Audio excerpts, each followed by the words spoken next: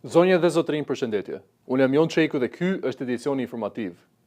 Shtetet e Bashkuara dhe Irani përfunduan një tjetër raund bisedimesh indirekte në Katar, pa arritur përparim drejt një marrëveshjeje afatgjatë.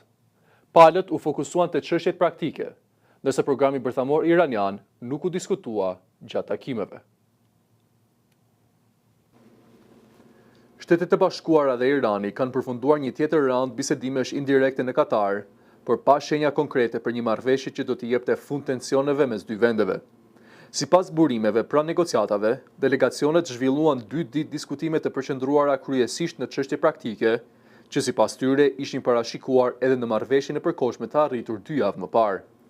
Mes temave kryesore ishin rikthimi i lundrimit normal në ngushticën e Hormuzit, një nga korridoret më të rëndësishme energjetike në botë, si dhe zhbllokimi i fondeve iraniane të grira. Ministria e Jashtme e Katarit deklaroi se bisedimet kanë shënuar progres pozitiv dhe njoftoi se një raund i ri pritet të zhvillohet pas ceremonive mortore të liderit suprem iranian, Ayatollah Ali Khamenei. Megjithatë, sipas burimeve të Reuters, programi bërthamor i Iranit nuk ishte pjesë e diskutimeve në Doha, edhe pse ai mbetet çështja kryesore që nxiti për shkallëzimin e konfliktit mes Iranit, Shteteve të Bashkuara dhe Izraelit. Presidenti Amerikan, Donald Trump, deklaroi se procesi për çarmatimin bërthamor të Iranit po ecën mirë, dhe se takimet kanë qenë konstruktive, ndërsa zëvendës presidenti J.D. Vance tha se negociatat mbi aktivitetet bërthamore do të trajtohen në një fazë të mëvonshme. Bisedimet u zhvilluan në mënyrë indirekte, me ndërmjetësimin e Katarit dhe Pakistanit, ku ndërmjetësit takuan veçmas delegacionin amerikan dhe atë iranian. Në qendër të vëmendjes mbetet edhe ngushtica e Hormuzit, përmes së cilës para konfliktit kalonte rreth 1/5 e tregtisë botërore të naftës dhe gazit të lëngshëm. Edhe pse trafiku detar ka rifilluar pjesërisht, analistët paralajmërojnë se situata mbetet e paqëndrueshme dhe e paparashikueshme. Komentet e presidentit Trump ndikuan edhe në tregjet ndërkombëtare, duke ulur çmimet e naftës në nivelin më të ulët të muajve të fundit, megjithse pasiguritë në rajon vazhdojnë të mbeten të larta.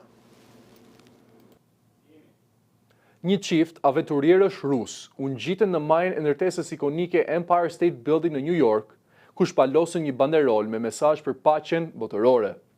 Pak qaste më vonë, në Majë të Kullës u zhvillua edhe një propozim martese, ndërsa policia i arrestoi të dy për shkeljen e ligjit. Një sken spektakolare, por njëkohësisht tejet e rrezikshme u regjistrua në zemër të New Yorkut. 2 aventurierë rus u ngjitën deri në majën e antenës së ndërtesës ikonike Empire State Building në një lartësi prej rreth 443 metrash mbi tokë. Të veshur me rroba të zeza pa mëng, Angela Nikolau dhe Vania Birkus u pan duke qëndruar në majën e Kullës, pranë dritës së kuqe sinjalizuese, ndërsa sfidonin lartësinë dhe erën e fortë. Çifti shpalosi një banderol të zezë me mbishkrimin "Kur fuqia e dashurisë mposhtë dashurinë për pushtetin, bota një paqe". Një mesazh që bën thirrje për paqe në mbar botën. Pas shpalosjes së banderolës në majë të Empire State Building, u zhvillua një moment romantik. Sipas pamjeve të publikuara, Vania Birkus i propozoi për martesë Angela Nikolaut, duke e kthyer aksionin e rrezikshëm në një ngjarje personale që tërhoqi vëmendjen e kalimtarëve dhe përdoruesve të rrjeteve sociale. Megjithatë, aventura përfundoi me ndërhyrjen e autoriteteve. Policia e New Yorkut bëri të ditur se të 2 personat u arrestuan më njëherë pas britjes nga ndërtesa dhe pritet të përballen me akuza, të cilat ende nuk janë bërë publike. Ngjitja në ndërtesat e larta pa autorizim është ndaluar në Shtetet e Bashkuara dhe konsiderohet shkelje e rëndë e sigurisë, ndërsa ky veprim ka hapur debat për kufirin mes aktivizmit, spektaklit dhe rrezikimit të jetës.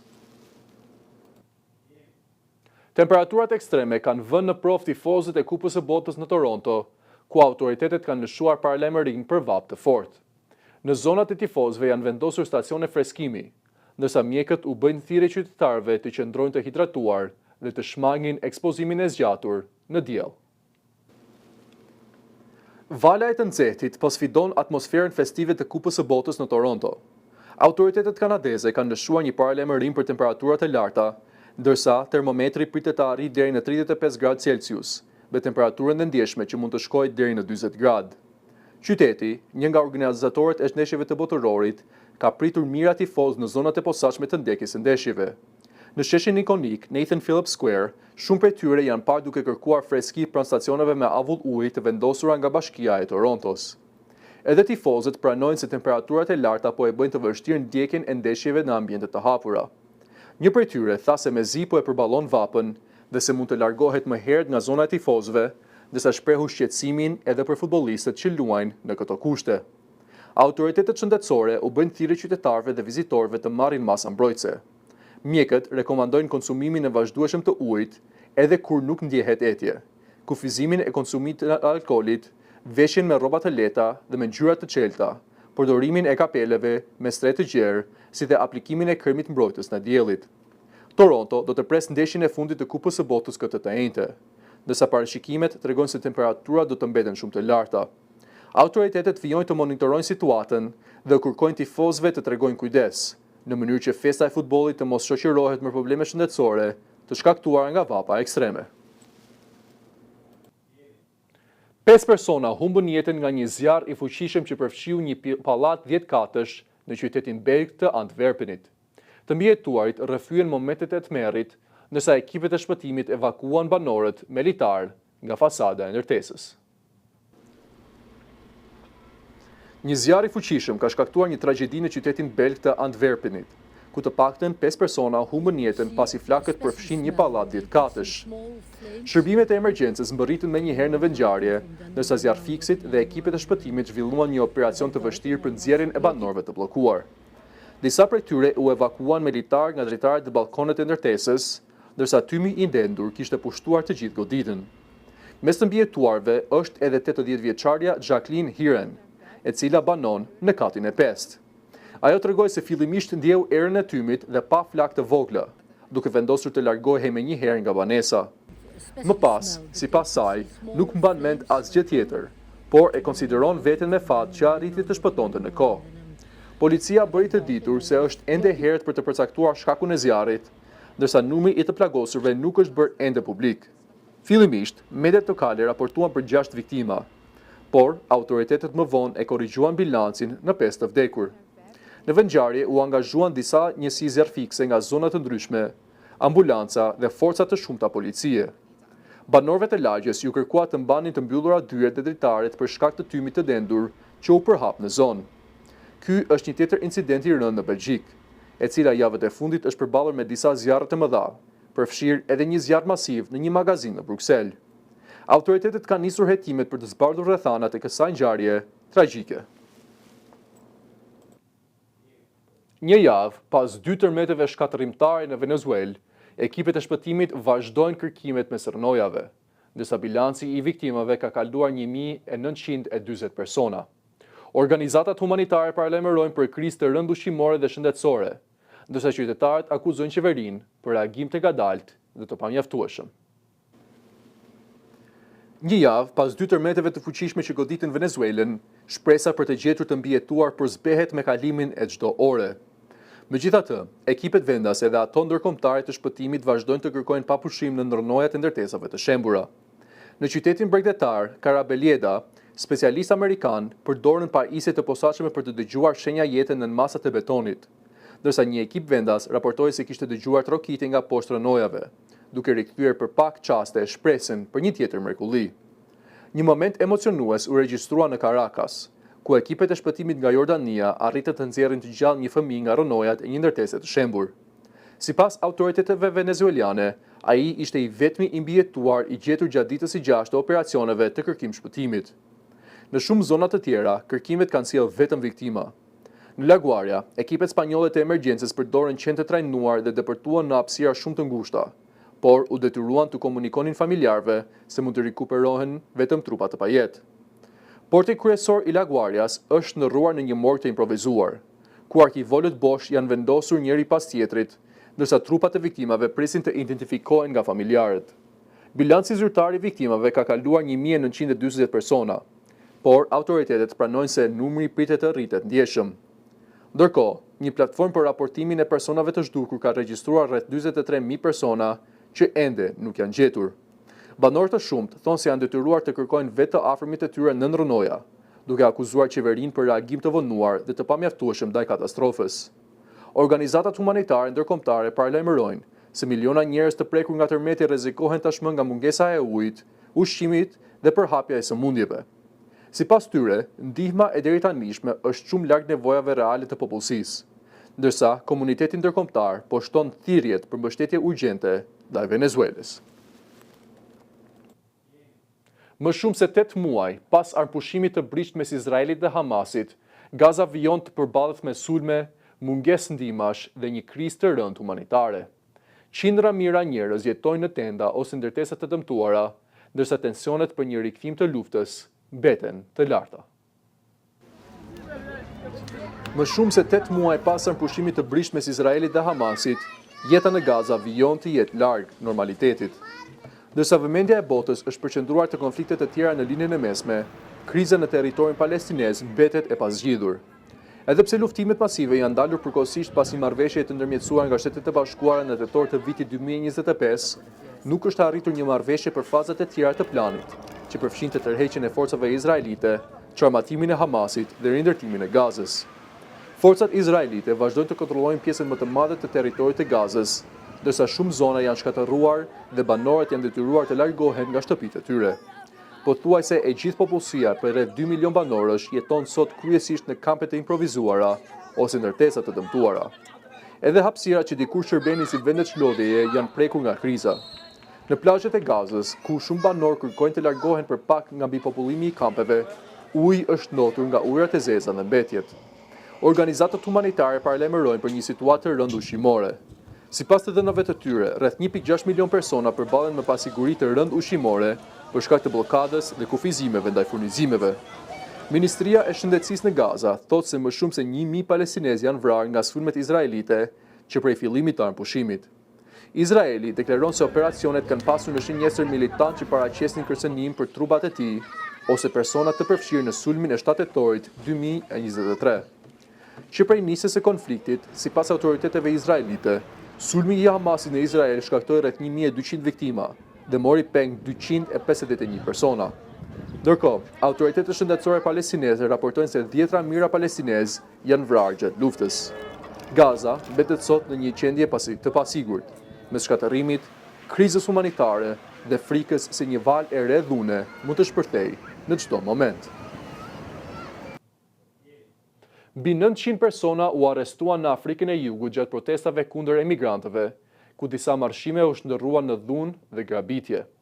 Policia tha se shumica e protestave ishin paqësore, por u detyruan të ndërhynte në disa zona për të rikthyer rendin.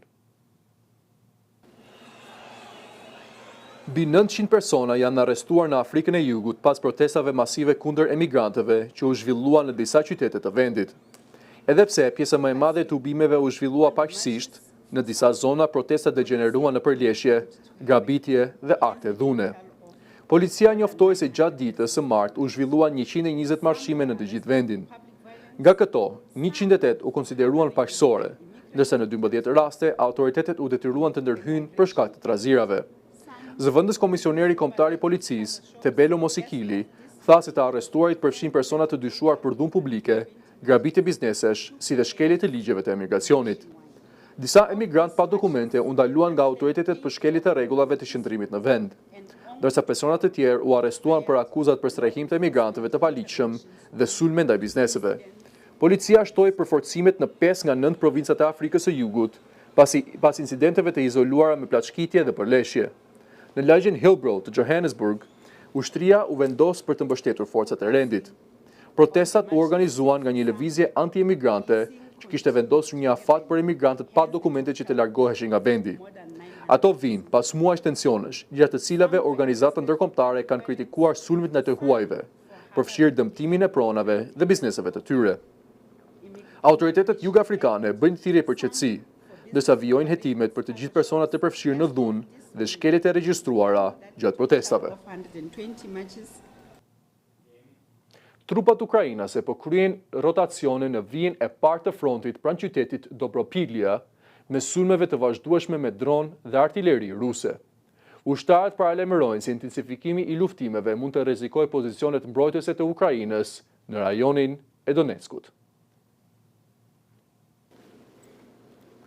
Në linjet e Ukrainës, luftimet vazhdojnë me intensitet të lartë.